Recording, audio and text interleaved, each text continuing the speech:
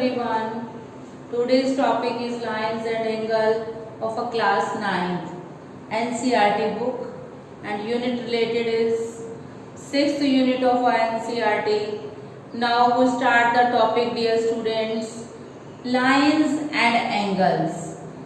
Lines और angles की definition clear होने के बाद ही इस टॉपिक को आप कर सकते हैं बेटे. It's topic is very easy, very easy. Listen please. Line segment. Line segment क्या है? A part of a portion of a line. Line का एक पार्ट होता है line segment with two and points. इसके दो एंड पॉइंट्स होते हैं. Is called a line segment. The line segment AB is denoted by AB. इसको लिखने का तरीका AB लिखकर ऊपर लाइन डालकर दोनों तरफ points, and its length is denoted by AB ऊपर लाइन. बेटे लाइन सेगमेंट की लेंथ फिक्स होती है, और जैसे सपोज 5 सेंटीमीटर ये फिक्स है, ना तो इसको इधर से बढ़ा सकते हैं ना इसको इधर से बढ़ा सकते हैं. इसकी लेंथ बिल्कुल फिक्स होती है. और उसके बाद आती है रे. रे क्या है? रे is a part of a line. रे किसका पार्ट है? लाइन का पार्ट है विद वन एंड पॉइंट. उसका एक एंड पॉइंट होता है, या स्टार्टिंग पॉइंट कह सकते हो, या आप उसको इनिशियल पॉइंट भी कह सकते हो. यानी हमें उसका एक पॉइंट पता है. Called is a ray. Ray AB is denoted by, एक तरफ बेटे पॉइंट आता है और एक तरफ एरो आती है, उसको रे बोलते हैं. रे की डेफिनेट लेंथ, फिक्स लेंथ नहीं होती है. हमें ये तो पता है कि रे आ कहाँ से रही है और कहाँ तक जा रही है, ये हमें पता नहीं होता. For example sun. हमें सन की रोशनी, लाइट का ये तो पता है कि सन से आ रही है, उसका इनिशियल पॉइंट तो पता है, किंतु वो कहाँ तक आ रही है, नो एंडिंग पॉइंट. उसके बाद आती है बेटे line. Line, a line is the collection of a infinite number of points and x tends endlessly in the both directions. इसको दोनों डायरेक्शन से जितना मर्जी आप बढ़ा सकते हैं. A line is generally denoted by small letters such as l, m, n etcetera. हम लाइन को दोनों तरफ से बढ़ा सकते हैं. लाइन को सिर्फ रिप्रेजेंट करके थ्रू डायग्राम दिखा सकते हैं कि ये लाइन है. हम उसकी फिक्स लेंथ नहीं बता सकते. तो टुडेज टॉपिक बेटे लाइन. तो हमें लाइन में 3 बातों का पता होना जरूरी है. लाइन की डेफिनेशन, लाइन सेगमेंट की डेफिनेशन और रे की डेफिनेशन. उसके बाद हमारा टॉपिक का नाम है एंगल्स. एंगल्स क्या है? An angle is formed when two rays, जब दो रेज मिलती हैं तब एंगल बनता है बेटे. ये रे का साइन है, ये पॉइंट. दो रेज मिलती हैं तो एक एंगल बनता है. An angle is formed by two rays originate from the same end point. दोनों सेम एंड पॉइंट से निकलती हैं दोनों raise. The rays making an angle are called the arms. तो एंगल की आर्म्स कौन सी हैं? एक तो AB है बेटे और दूसरी कौन सी है? BC. And the end point is called the vertex. और जहां ये दोनों रेज मिलती हैं उस पॉइंट को क्या बोलते हैं? वर्टेक्स. ये एंगल के कंपोनेंट्स हैं. एंगल के कंपोनेंट्स क्या हैं? एक तो वर्टेक्स होता है जो B है, और एंगल की आर्म्स होती हैं दो, एक AB है और दूसरी BC है. और एंगल का नाम लिखने का तरीका A, B, C और C, B, A. वर्टेक्स हमेशा सेंटर में रहता है. ये एंगल का साइन होता है बेटे. नेक्स्ट हम करेंगे types of angles. Types of angles क्या है? फर्स्ट है acute angle. Types of angles.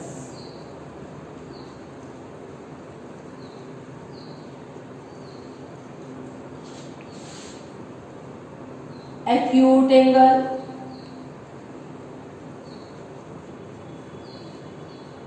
greater than 0 degree but less than 90 degree is called a acute angle.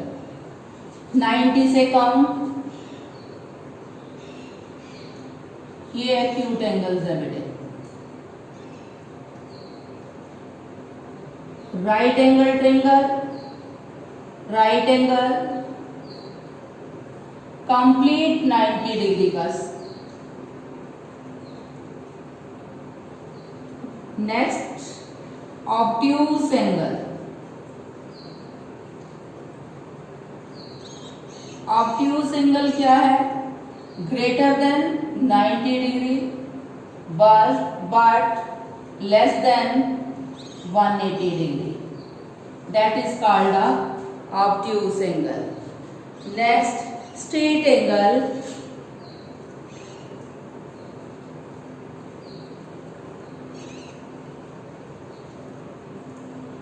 Complete 180 degree.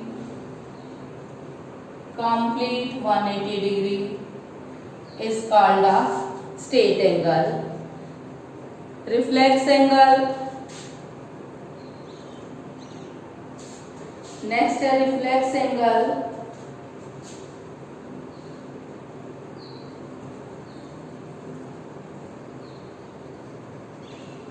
More than 180 degree but less than 360 degree. That is called a, ये बेटे 180 का ये नीचे को घूम जाता है, ये होता है रिफ्लेक्स एंगल. कौन सा होता है? Reflex angle. More than 180 degree but less than 360 degree is called a reflex angle. Next is complete angle.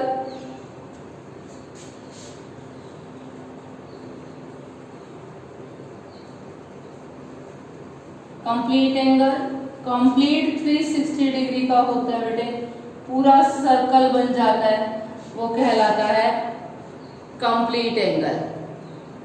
मैं रिपीट कर रही हूँ types of angle.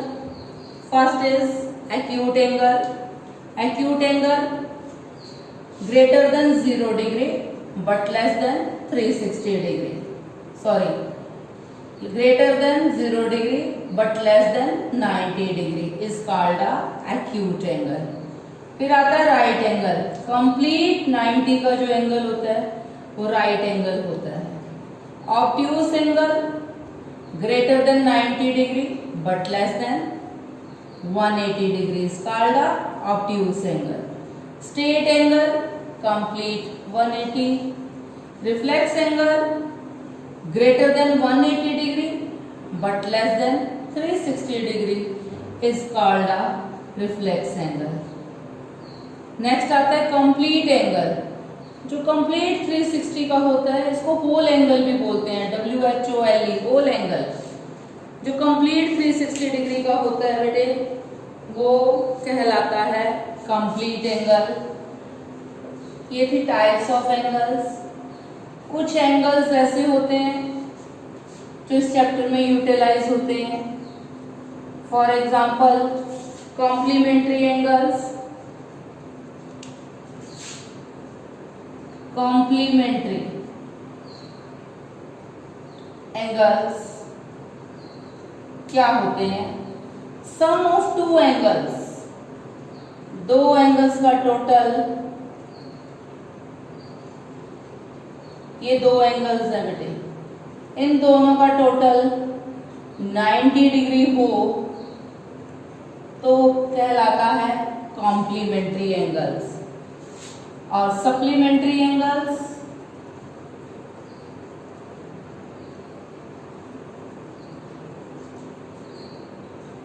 supplementary angles, sum of two angles is 180 degree is called a supplementary angle. दो angles का total यदि 180 degree हो तो वो कहलाता है सप्लीमेंट्री एंगल. नेक्स्ट जो यूटिलाइज होता है वो होता है एडजेसेंट एंगल. एडजेसेंट एंगल्स क्या होते हैं? इनके बीच में कॉमन जरूरी नहीं है ये 90 डिग्री का हो, किसी भी तरह का हो सकता है, इसकी मेजरमेंट नहीं फिक्स होती। सपोज ये दो एंगल्स है, ये दोनों एंगल 1 इक्वल्स टू एंगल 1 और एंगल 2 दोनों एडजेसेंट एंगल्स है। क्योंकि इनका एडजेसेंट एंगल्स क्या होते हैं, जो दो तो इसमें नॉन कॉमन रेज होती हैं, एक कॉमन रे होती है और वर्टेक्स सेम होता है, तो वो कहलाता है एडजेसेंट एंगल्स। अब हम करेंगे, ये तो था डीपली नॉलेज ऑफ एंगल्स। अब हम करेंगे लाइंस। लाइंस एक इंटरसेक्टिंग लाइन होती है, लाइंस इंटरसेक्टिंग लाइंस।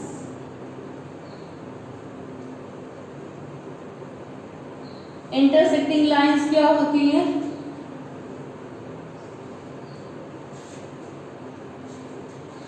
जिनके बीच में डिस्टेंस सेम ना हो, जिनको प्रोड्यूस करें बढ़ाएं तो कहीं ना कहीं जाके इंटरसेक्ट हो जाएं, कट जाएं, वो कहलाती हैं इंटरसेक्टिंग लाइंस।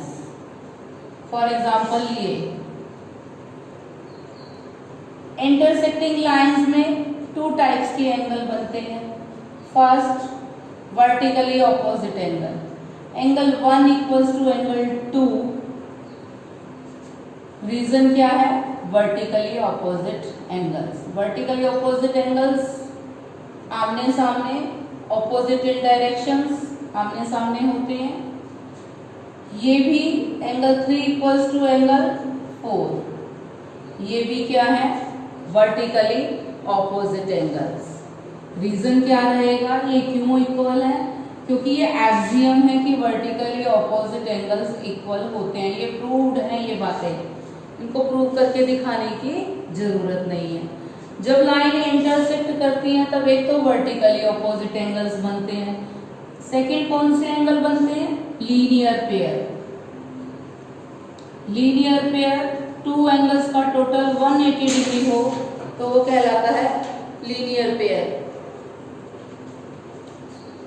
यहाँ लीनियर पेयर कौन सा है, angle 1 plus angle 3 equals to 180 degree, angle 2 plus angle 3 180 degree, linear pair.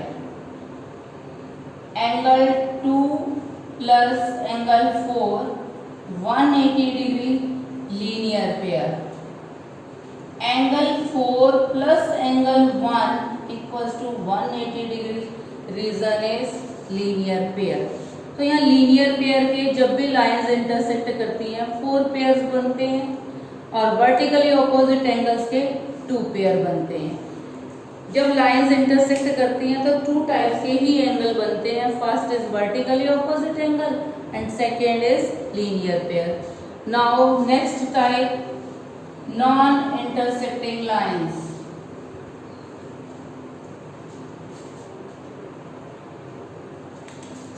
Non intersecting lines, और दूसरा कहें तो ये parallel lines. Non intersecting lines वो होती है जो इंटरसेक्ट ना करें, और इंटरसेक्ट जो नहीं करेंगी तो उनका डिस्टेंस सेम रहेगा। डिस्टेंस कांस्टेंट रहता है, सेम रहता है। इन दोनों लाइंस के बीच में डिस्टेंस सेम है बेटे। जब ये लाइन का डिस्टेंस सेम होता है, इनको जितना मर्जी प्रोड्यूस कर लो, जितना मर्जी बढ़ा लो, ये कभी भी आपस में नहीं मिलेंगी। ये नहीं मिलेंगी तो ये कौन सी लाइन है, पैरेलल लाइंस और नॉन इंटरसेक्टिंग लाइंस। और जब लाइन पैरेलल होती है और एक ट्रांसवर्सल इसके ऊपर कट करता है, तब टुडेज टॉपिक ये है कि कब लाइंस पैरेलल होती हैं। पैरेलल लाइंस तब होती हैं जब एक ट्रांसवर्सल, इसको बोलते हैं ट्रांसवर्सल, जब एक ट्रांसवर्सल ऊपर से पैरेलल लाइंस को कट करता है और 3 कंडीशंस होती हैं, वो कंप्लीट करे तो लाइंस पैरेलल होती है। First condition is corresponding angles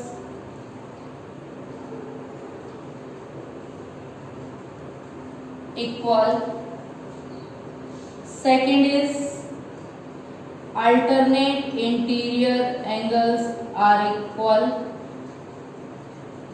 And third is co-interior sum of co-interior angles be 180 degree. When lines are parallel, lines कब पैरेलल होती हैं? जब उसके कॉरेस्पॉन्डिंग एंगल्स इक्वल हों, उसके अल्टरनेट इंटीरियर एंगल्स इक्वल हों और को इंटीरियर एंगल्स का टोटल 180 डिग्री होना चाहिए, तब लाइंस पैरेलल होती हैं। अब क्या है, हमें कॉरेस्पॉन्डिंग एंगल्स पता होने चाहिए। कॉरेस्पॉन्डिंग एंगल्स क्या है? कॉरेस्पॉन्डिंग एंगल्स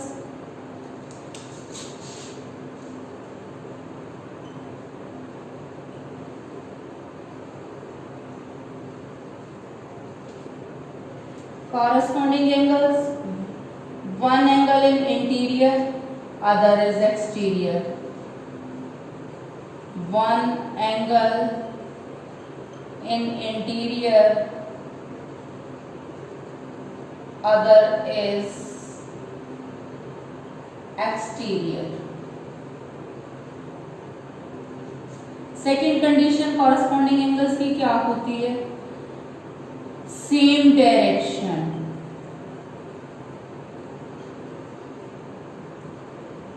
सेम डायरेक्शन में होने चाहिए ट्रांसवर्सल के। Third is made no linear pair, वो लीनियर पेयर ना बनाते हो, एक एंगल बाहर एक एंगल अंदर, ट्रांसवर्सल की सेम डायरेक्शन है, सेकेंड कंडीशन भी अप्लाई हो रही है। मेड नो लीनियर पेयर, वो लीनियर पेयर ना बनाते हो, ये नहीं बना रहे। अगर मैं यहाँ बनाती तो ये क्या बन जाता? लीनियर पेयर बन जाता। लीनियर पेयर बन जाता तो थर्ड कंडीशन कॉरेस्पॉन्डिंग एंगल्स पर अप्लाई नहीं होनी थी, तो हम इसे कॉरेस्पॉन्डिंग एंगल्स नहीं कह सकते। Angle 1 equals to angle 2, reason corresponding angles. Angle 3 equals to angle 4 is also a corresponding angles. Same reason. Same इधर 5 equals to 6. Angle 5 equals to angle 6. Reason corresponding angles. Angle 7 equals to angle 8. Corresponding angles, तो corresponding angle के 4 pairs बनते हैं जब lines parallel होती हैं। Next हमें alternate interior angles का पता होना चाहिए। Alternate interior angles, क्योंकि parallel lines की 3 conditions हैं। फर्स्ट कॉरेस्पॉन्डिंग एंगल इक्वल होने चाहिए, second alternate interior angles equal होने चाहिए। Alternate interior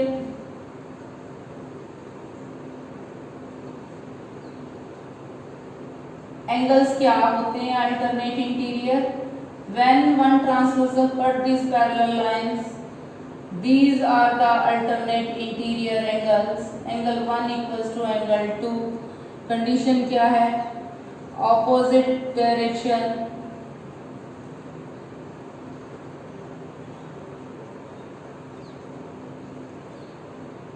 Both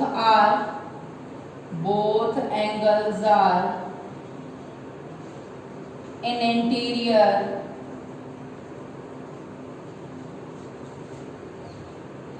made no linear pair, वो लीनियर पेयर ना बनाते हो। ऑपोजिट डायरेक्शन में पड़े हैं, first condition. Both angles are in interior, दोनों लाइंस के अंदर पड़े हैं, second condition clear. Made no linear pair, वो लीनियर पेयर ना बनाते हो बेटे तो ये लीनियर पेयर नहीं बना रहे हैं। अगर मैं इसको इधर बनाती, पहली दो कंडीशंस तो पूरी हो रही हैं, दोनों अपोजिट डायरेक्शन में हैं, दोनों इंटीरियर में हैं, बट तीसरी कंडीशन अप्लाई नहीं हो रही, ये लीनियर पेयर बन रहा है, तो ये अल्टरनेट इंटीरियर एंगल नहीं बनेगा। जब तीनों कंडीशंस पूरी होंगी तभी ये अल्टरनेट इंटीरियर एंगल बनेगा। Angle 1 equals to angle 2 reason is alternate interior angles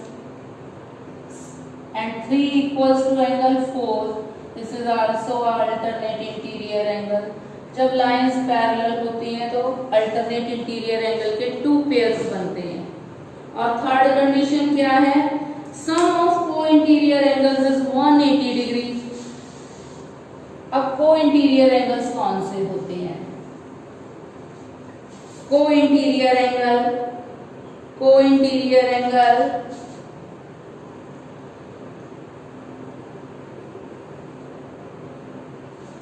angles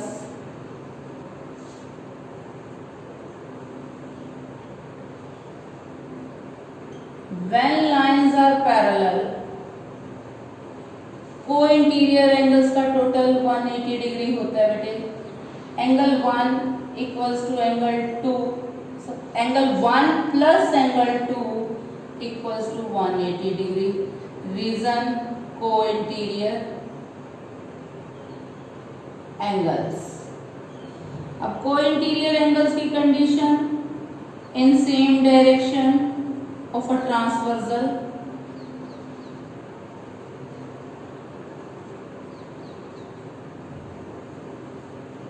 both are in anterior.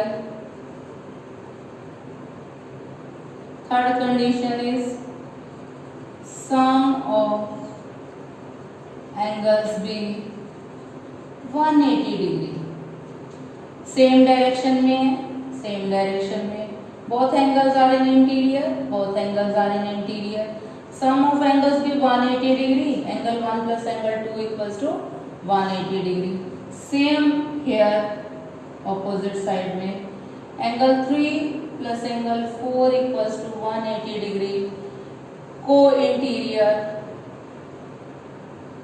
Angles.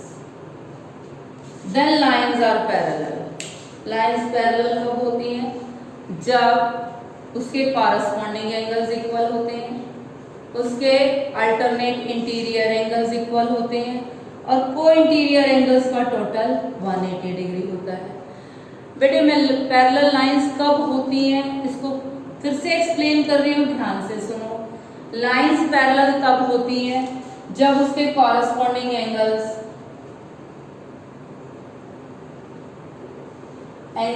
Equal होते हैं, उसके अल्टरनेट इंटीरियर एंगल्स इक्वल होते हैं और को इंटीरियर एंगल्स का टोटल 180 डिग्री होता है। अब कॉरस्पॉन्डिंग एंगल्स क्या होते हैं? 2 लाइंस पैरेलल हैं, एक ट्रांसवर्सल है, तो corresponding angles in same direction, transversal के सेम डायरेक्शन में होते हैं। One angle is interior, other is exterior, and third condition is made no linear pair. वो लीनियर पेयर ना बनाते हो तो कॉरस्पॉन्डिंग एंगल्स कब बनेंगे? जब 3 कंडीशंस पूरी करेंगे। One is interior, other is exterior, in same direction और मेड नो लीनियर पेयर। मैं रिपीट इसलिए कर रही हूँ ताकि आपको अच्छे से क्लियर हो जाए। इसी पर है पूरा 6th यूनिट बेटे। Second is alternate interior angles की भी 3 कंडीशंस हैं। Both angles are in interior, दोनों अंदर होने चाहिए, ऑपोजिट डायरेक्शंस में होने चाहिए, and third condition is made no linear pair. वो लीनियर पेयर ना बनाते हो। जब हमारे कॉरस्पॉन्डिंग एंगल इक्वल है, हमारे अल्टरनेट इंटीरियर एंगल इक्वल है, और third condition co interior angles कौन से होते हैं? इन सेम डायरेक्शन, दोनों सेम डायरेक्शन में होने चाहिए। Both angles are in interior, दोनों एंगल अंदर होने चाहिए, और सम ऑफ एंगल्स भी 180 डिग्री। दोनों एंगल्स का टोटल कितना होना चाहिए? 180 डिग्री। तो कॉरस्पॉन्डिंग एंगल्स इक्वल होने चाहिए, अल्टरनेट इंटीरियर एंगल इक्वल होने चाहिए, और को इंटीरियर एंगल्स का टोटल 180 डिग्री हो तो वो क्या कहलाता है, को इंटीरियर एंगल्स। बेटे ये था total basic of a 6th unit lines and angles. Next lecture में हम 6.1 of a NCERT class 9 book से करेंगे। Thank you very much.